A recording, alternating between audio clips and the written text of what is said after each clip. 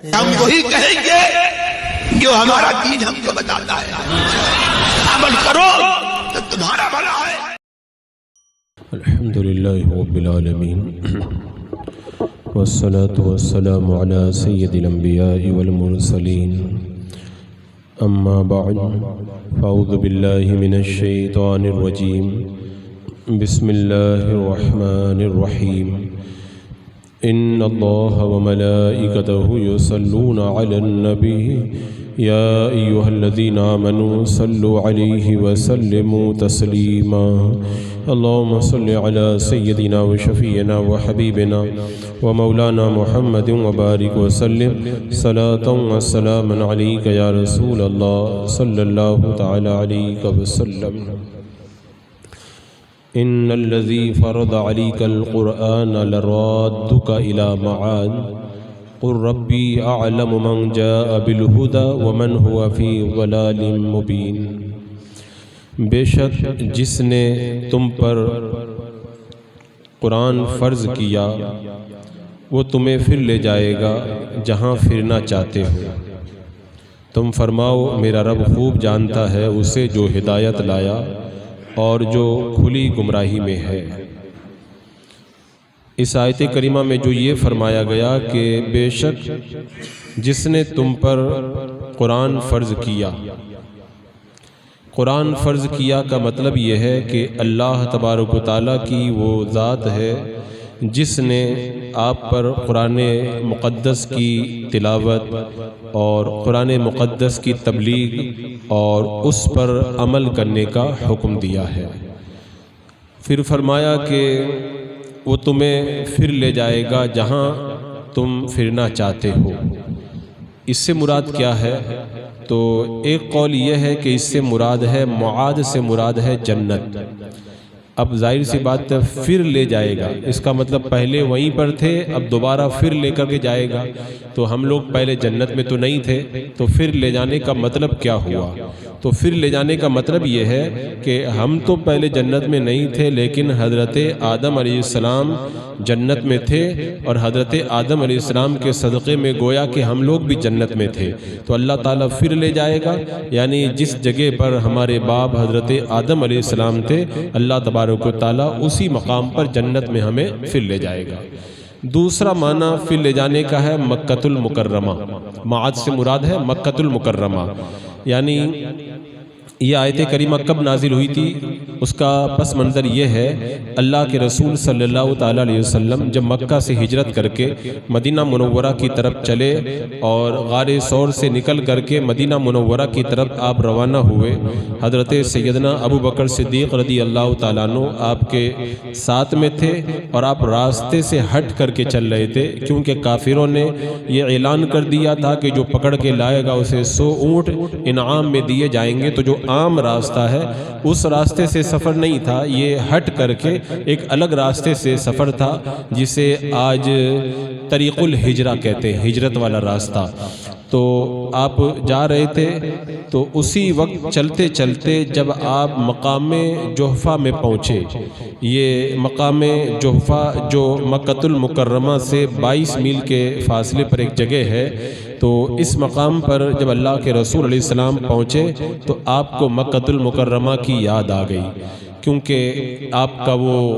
وطن تھا اور آپ کے آبا و اجداد کا وہ وطن تھا، آپ کے قبیلے والے وہاں پر آباد تھے، حضرت ابراہیم علیہ السلام کا حرم شریف بنایا ہوا وہیں پہ تھا۔ تو مکہ سے چلے مدینہ کے قریب پہنچے تو پھر آپ کو مکۃ المکرمہ کی یاد آئی، تو اللہ کے رسول علیہ السلام کے دل کے اندر مکۃ المکرمہ کا شوق پیدا ہوا، تو حضرت جبریل امین میرے آقا علیہ السلام کی بارگاہ میں حاضر ہوئے اور کہا کہ اس وقت یہ آیت کریمہ نازل ہوئی اور رب نے فرمایا کہ لَرَادُّكَ إِلَى مَعَاد، یعنی اے محبوب اللہ تمہیں پھر وہیں پر لے جائے گا تم جہاں پھر جانا چاہتے ہو، یعنی یہ تسلی دی کہ اللہ تعالیٰ آپ کو غلبہ عطا فرمائے گا، فتح عطا فرمائے گا، سارا خوف دور ہو جائے گا۔ پھر ایک وقت وہ بھی آئے گا کہ جس مقام سے آپ چلے ہیں اسی مکۃ المکرمہ کے اندر آپ فاتح بن کر کے داخل ہوں گے۔ یہاں پر صوفیہ کرام نے لکھا ہے کہ اس کا ایک معنی یہ بھی ہے کہ وہ ذات جس نے آپ پر قرآن کا پڑھنا آسان کر دیا وہی پروردگار عالم دوبارہ آپ کو آپ کے پورے وطن اصلی کے اندر دوبارہ لے کر کے جائے گا۔ تو یہ وطن کی یاد کے وقت میں یہ حکم عطا فرمایا تھا۔ ایک روایت میں یہ بھی ہے حضرت اصیل غفاری رضی اللہ تعالیٰ عنہ جب آیت حجاب نازل نہیں ہوئی تھی، پردے کا حکم نہیں آیا تھا، تو مدینہ منورہ میں میرے آقا علیہ السلام کی بارگاہ میں گئے تو حضرت عائشہ رضی اللہ تعالیٰ عنہ نے پوچھا مکہ کے بارے میں کچھ بتاؤ، تو حضرت اصیل نے کہا وہاں کی کھیتی بڑی ہری بھری ہے، وہاں کی وادیاں، اور پھر وہاں کے چرچے انہوں نے کرنا شروع کر دیا۔ تو اللہ کے رسول علیہ السلام نے فرمایا اصیل بس کرو، کیونکہ مجھے زیادہ تکلیف نہ پہنچاؤ، مکہ کی یاد، یعنی میرے آقا علیہ السلام کے دل میں مکہ کی یاد پیدا ہوئی، اور ظاہر سی بات ہے وہ آپ کا وطن بھی تھا۔ کہتے ہیں نا کہ ہم وطن میں ہیں اگرچہ کتنا بھی دور ہو، آدمی چاہے کہیں پر بھی چلا جائے نا، اگر ہندوستان چھوڑ کے باہر بھی کمانے کے لیے چلا جائے لیکن اس کا وطن اس کے دل میں رہتا ہے۔ اور کہتے ہیں پرندے اپنے گھونسلے میں خوش رہتے ہیں اگرچہ معاش کے لحاظ سے تنگی ہو،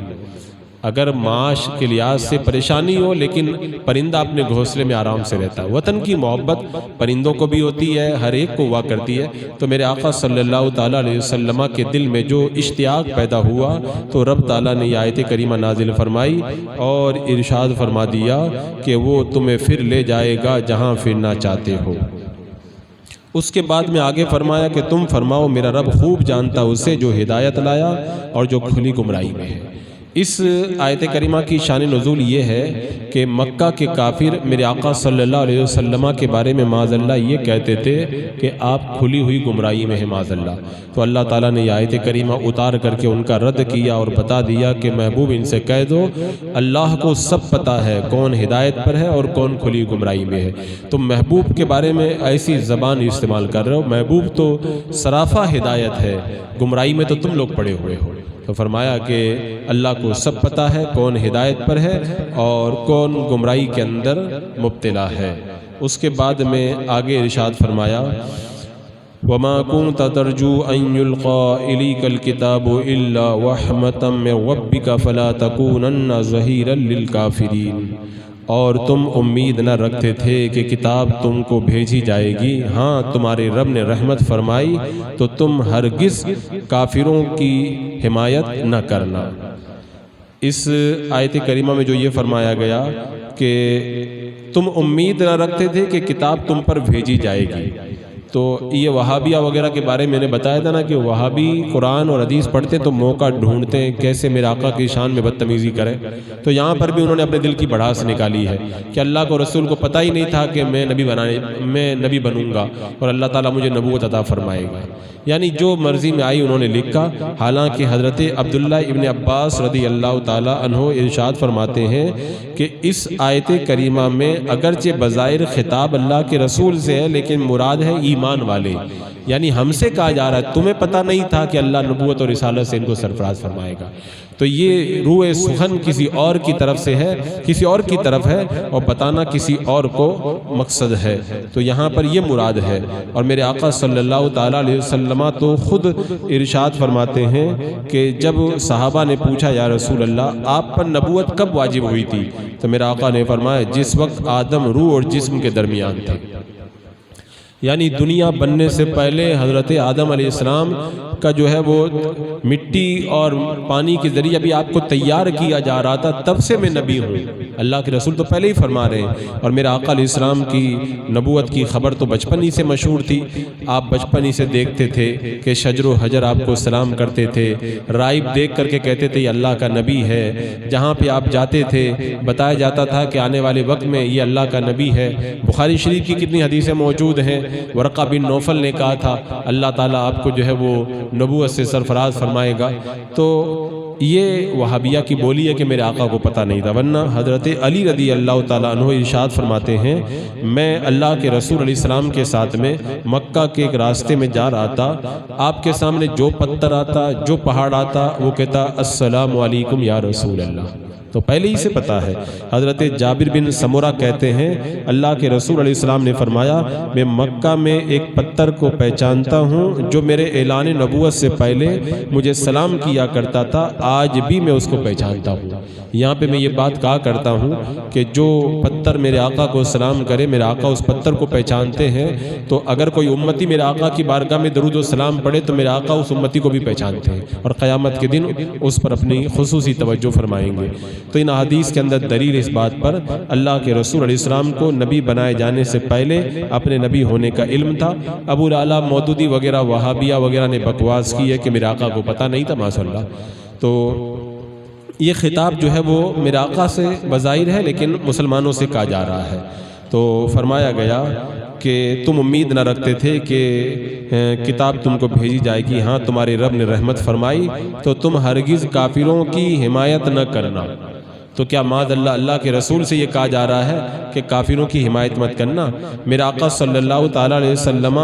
کافروں کی حمایت کیسے کرتے؟ یہ ہم سے کہا جا رہا ہے۔ تو اس آیت کریمہ کے اندر یہ ہمیں حکم دیا جا رہا ہے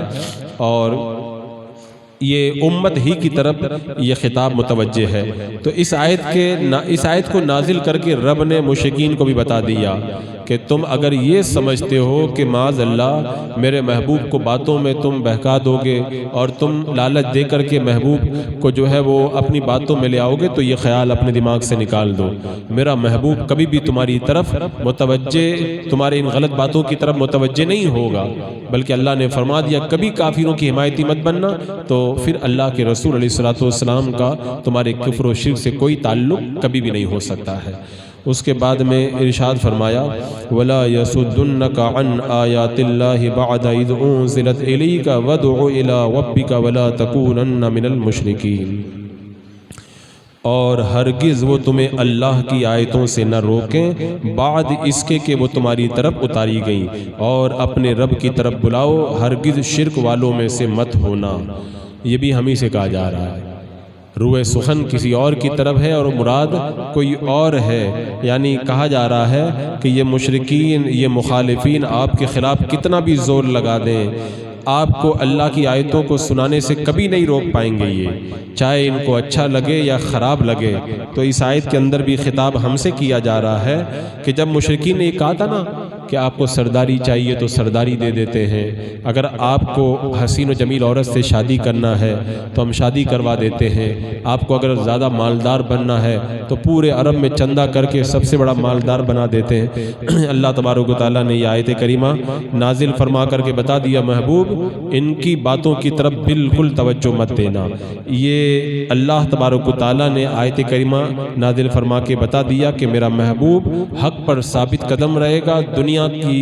کا کوئی لالچ، دنیا کا کوئی خوف اور کسی طرح کا جو ہے وہ کوئی معاملہ محبوب کو حق بات کہنے سے نہیں روک سکتا ہے۔ اور اہل حق کا طریقہ بھی یہی ہوتا ہے، نہ وہ مال کے آگے جھکتے ہیں، نہ روب و دبدبا کے آگے جھکتے ہیں، نہ حسن و جمال کے آگے جھکتے ہیں، اور نہ کبھی کسی سرداری اور کرسی کے لالچ میں جھکتے ہیں۔ وہ حق بات کہتے ہیں اور ڈنکے کی چوٹ پہ کہتے ہیں، ہر دور میں کہتے ہیں، وہ ایک ہی بات جانتے ہیں، حق کہیں گے اللہ راضی ہوگا، اللہ راضی ہوگا تو پھر ساری خدائی راضی ہو جائے گی، اور نہ حق بول کر کے اگر اللہ کو ناراض کیا تو نہ دنیا کا مال کام آئے گا، نہ دنیا کا کوئی اور سامان کام آنے والا ہے۔ تو فرما دیا کہ وَلَا تَكُونَنَّ مِنَ الْمُشْرِكِينَ،